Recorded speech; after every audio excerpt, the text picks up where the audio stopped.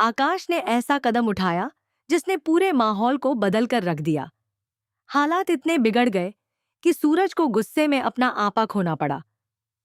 वह पहली बार इतना भड़क उठा कि हाथ उठाने तक की नौबत आ गई। यह सिर्फ गुस्से का इजहार नहीं था, बल्कि उसके अंदर जमा दर्द और गलतफहमियों का विस्फोट था। गुस्से में सूरज ईशा को साफ साफ कह देता है कि अब वह आगे से ऑफिस ना आए। उसके शब्द कठोर होते हैं और इस बार ऐसा लगता है जैसे वह सच में सब खत्म करना चाहता हो। ईशा चुपचाप उसकी बात सुन लेती है, क्योंकि वह जानती है कि इस वक्त कोई भी जवाब हालात को और खराब कर सकता है। लेकिन ईशा की मजबूरी इतनी आसान नहीं थी। नौकरी उसके लिए सिर्फ एक काम नहीं, बल्कि उसकी बेटी महिका के भविष्य की उम्मीद थी। जब उसे कहीं और नौकरी नहीं मिलती तो वह टूटने लगती है, लेकिन हार नहीं मानती। वह महिका के स्कूल जाती है, यही दिन थम दो दिल में एक उम्मीद लेकर। वह वहां के प्रशासन से विनती करती है कि उसकी बेटी की फीस के बदले उसे कोई काम दे दिया जाए। वह कहती है कि वह कोई भी काम करने को तैयार है, बस उसकी बेटी की पढ़ाई रुकनी नहीं चाहिए। लेकिन स्कूल वाले उसकी हालत समझने के बावजूद उसे मना कर देते हैं। उनके नियम उसके दर्द से बड़े साबित होते हैं। निराश और टूटी हुई ईशा जब स्कूल से बाहर निकलती है तो उसकी आंखों में आंसू होते हैं।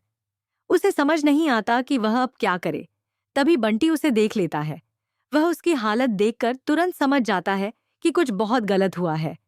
बंटी उससे कारण पूछता है और पहले तो ईशा चुप रहती है, लेकिन फिर उसका दर्द आंसुओं के साथ बाहर आ जाता है। वह बंटी को सारी सच्चाई बता देती है, अपनी नौकरी, अपनी मजबूरी और अपनी बेटी के भविष्य की चिंता। बंटी यह सब सुनकर चुप नहीं बैठता। वह तुरंत फैसला करता है कि वह ईशा की मदद करेगा। से चाहे इसके लिए उसे सूरज के खिलाफ ही क्यों ना जाना पड़े। वह ईशा को साथ लेकर सीधे ऑफिस पहुंचता है और बड़े अधिकारियों से बात करता है। अपनी ईमानदारी और सच्चाई के दम पर बंटी ईशा की नौकरी फिर से पक्की करवा देता है। यह कदम आसान नहीं था, लेकिन उसने इंसानियत को प्राथमिकता दी। उधर सूरज, जो खुद ऑफिस छोड़ने का मन बना चुका होता है, तभी बंटी उसे रोकता है। वह उसे ईशा की असली सच्चाई बताता है। वह कहता है कि चाहे सूरज ईशा को पसंद करे या नहीं, लेकिन उसकी मदद करना जरूरी है, कम से कम उस मासूम बच्ची के लिए जिसका भविष्य इस नौकरी पर टिका है।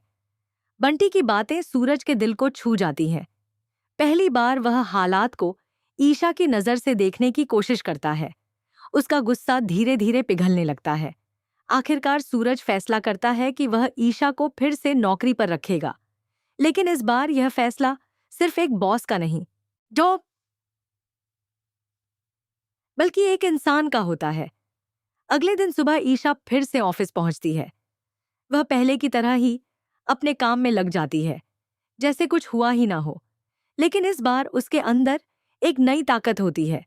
वह देखती है कि सूरज इन दिनों बहुत ज्यादा उदास और खोया खोया सा रहता है।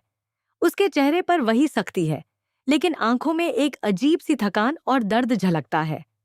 ईशा यह सब महसूस करती है, लेकिन कुछ कहती नहीं। वह अपने तरीके से माहौल को बेहतर बनाने की कोशिश करती है।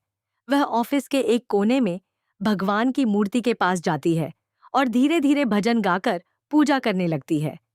उसकी आवाज में एक सुकून होता है जो पूरे ऑफिस के माहौल को बदल देता है।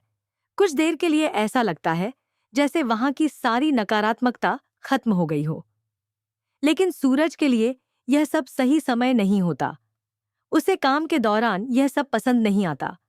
वह गुस्से में ईशा को डांटता है और कहता है कि ऑफिस में काम जरूरी है, गाती मुन्नी ना कि ये सब। दोनों के बीच फिर से हल्की नोकझोंक होती है। दिन इसी खट्टी मीठी तकरार के साथ खत्म हो जाता है।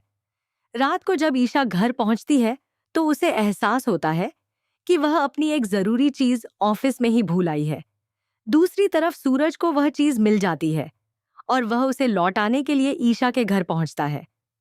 जैसे ही वह दरवाजे के पास पहुंचता है, अंदर से आवाजें सुनाई देती हैं। वह रुक जाता है और ध्यान से सुनता है। अंदर आकाश ईशा को डांट रहा होता है। सूरज यह देखकर हैरान रह जाता है कि आकाश ईशा के साथ कितना बुरा व्यवहार कर रहा है। इतना ही नहीं, वह महिका की फीस के लिए रखे पैसे भी उससे छीन लेता है। यह दृश्य सूरज को अंदर तक हिला देता है। उसे एहसास होता है कि ईशा किन हालात से गुजर रही है। बिना कुछ कहे वह वहां से चला जाता है, लेकिन इस बार उसके मन में गुस्सा नहीं, जी या सम अवेताइशितेनिय, बल्कि एक ठान ली हुई जिम्मेदारी होती है। अगले ही दिन सूरज खुद जाकर महिका की फीस भर देता है। वह यह काम बिना किसी को बताए करता है, क्योंकि वह नहीं चाहता कि उसकी मदद एहसान बनकर सामने आए। जब ईशा को यह पता चलता है तो वह समझ जाती है कि सूरज आज भी वही है। उसका स्वभाव भले ही कठोर हो गया हो, लेकिन उसका दिल अभी भी वैसा ही है, साफ और सच्चा। उसे एहसास होता है कि सूरज बदला नहीं है, सिर्फ हालात बदल गए हैं। दोनों के बीच दूरी जरूर आ गई है, लेकिन भावनाएं आज भी कहीं ना कहीं जुड़ी हुई हैं। कहानी अब एक ऐसे मोड़ पर खड़ी है जहां उम्मीद फिर से जागने लगी है। क्या यह दूरी धीरे धीरे खत्म होगी? क्या दोनों एक बार फिर साथ आ पाएंगे?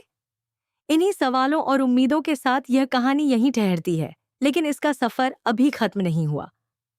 आगे क्या होगा, यह जानने के लिए दिल में इंतजार और आंखों में उम्मीद बनाए रखनी होगी।